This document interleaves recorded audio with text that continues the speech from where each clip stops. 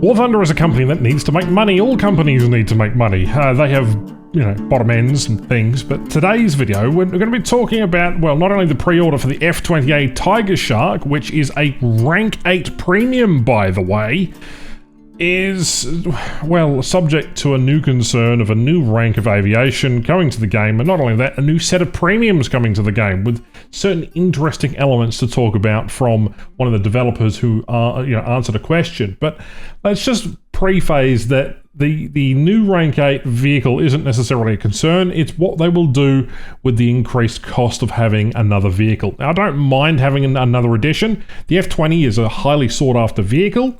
However, it does beg the question, what is going to be for potentially other tech trees when it comes to $75 premiums? Speaking of $75, well, I'm at 70,000 subscribers. Subscribe, and we'll get stuck straight into the first sort of controversial aspect of this, which isn't the fact that you can buy this with my link in the description down below. I've got a special link. You get 3% off, so you can save a couple of dollars, but Gromvany, I don't know how to pronounce that one of the developers, when asked how come it's rank 8, the response was, after being asked, I thought you guys would never sell top tier premiums, that it's not a thing anymore since the September update last year, where they removed some of the premiums upper rank to make it more consistent with the regular tech tree equivalents. The only rule is no max battle rating. A very, very interesting comment there. First of all, we know that most of Gaijin's games are inherently free to play. That is their mission statement on their website. I believe it goes along by talking about what they believe in. And in a typical free-to-play game, the primary source of revenue comes in from in-game purchases rather than an upfront cost. Look, I've done a video about if War Thunder costs $60 US, for example, and the discussion or topics of discussion there were, well, if you're offering virtual goods, they'd better be worth that monetary value, because as with inflation and everything rises and the cost of things does mean that, well, you've got them, well, if prices are set too high, it can deter players, create a negative gaming experience, or even scare people away from playing a free-to-play game. Granted, there's been more players than ever before. There's more active players than in a regular time slot. This game's in its peak, but it's all about perceived value imbalance. Players are more likely to make purchases when they perceive the value of in-game items to be reasonable. And I don't think that $75 is reasonable for one single vehicle. You may as well go play DCS. In fact, I could buy 2 copies of Helldivers right now, and you'd have a much, much better experience than having a single vehicle that could change depending on new mechanics that come down the line. And I know people throw the word pay to win and Russian bias and various other catchphrase words that throw into the perceived value of what this game's experience is, but ultimately what War Thunder is, it's a free-to-play arcade simulation, and it allows you to experience a lot of things that you necessarily wouldn't get to play in other games. There's a lot of historical vehicles in here which are not represented by any other Cold War or even heavily hardcore flight simulators. So where casual gaming meets War Thunder, it kind of is a bit of a concern when it comes to pay-to-win concerns. And it does have a negative reputation, especially within the community, and word of mouth is crucial in the gaming community. If a free-to-play game gains a reputation for having unreasonably high prices, it can lead to a negative reviews and the social media backlash. Wargaming. But essentially, what we do have is potential new players may be dissuaded from trying the game due to, well, the higher prices on products, and Rank 8 is no exception. It does mean and beg the question, what is next for aviation, and particularly when it comes to development from here on out. Obviously, we're going to get higher tier aviation and beyond visual range stuff and various other new mechanics.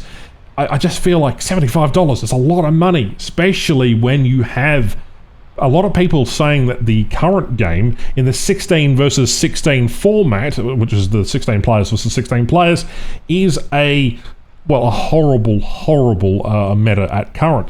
I'm all for adding content. At least the new update seems to be shaping up pretty well. In fact, we'll probably get dev teasers and all sorts of things coming in the next coming hours. But For me, the F-20 is a vehicle that I particularly like. I'm particularly interested. Fans of Area 88, the Japanese manga or aviation manga, will potentially want an F-20, and a lot of other people just like the light strike fighters that happen to come out of Northrop. So again, it's a neat addition, but I don't know whether it's worth $75. Let me know in the comments down below what you think of potentially it's worth. And I'm not going to cherry coat it. War Thunder has been a crucial part of a lot of gamers' experiences. In fact, a lot of people have bought premium vehicles or have supported the game in financially beyond what is considered to be normal. Fans of the game will collect military vehicles and do events, and that's why we have the current ongoing, endless grind style events.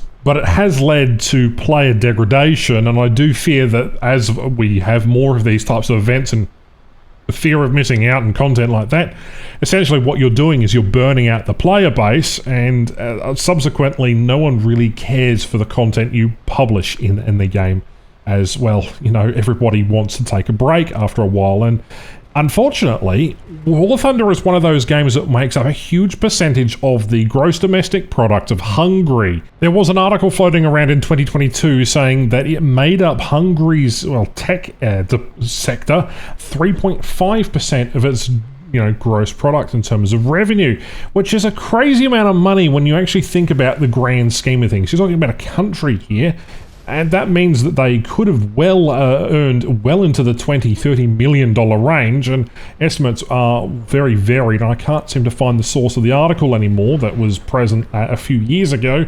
So who knows what this could implicate. Obviously, raising revenue is something that all companies tend to do.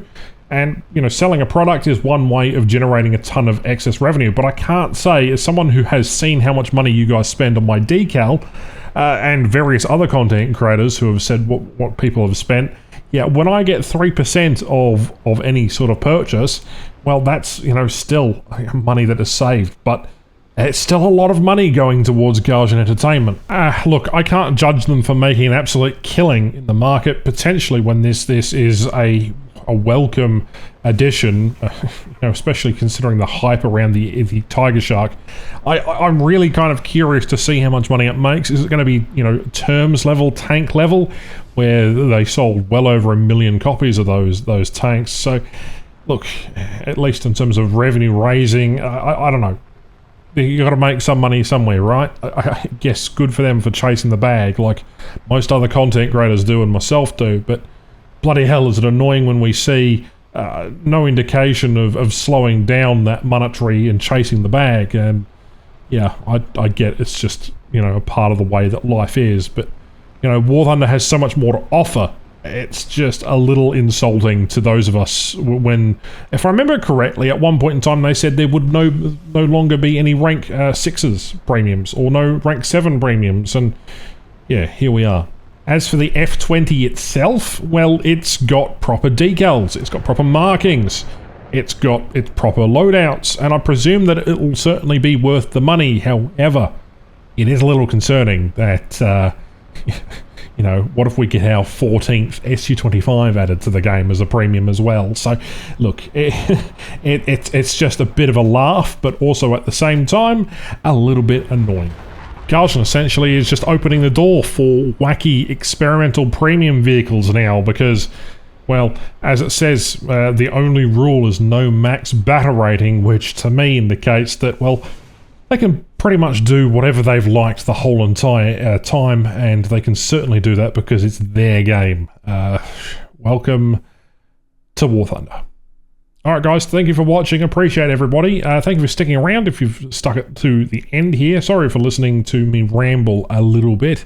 I thought it was important. I will be giving away a copy of Helldivers 2 over on my Discord. It's sometime in the next week, so join in the link in the description and make sure you read the rules.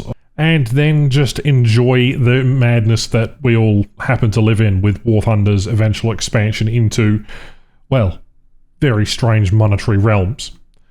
Thanks for watching. Let me know what you think in the comments down below. My name is Ash, and I'll catch you in the next one.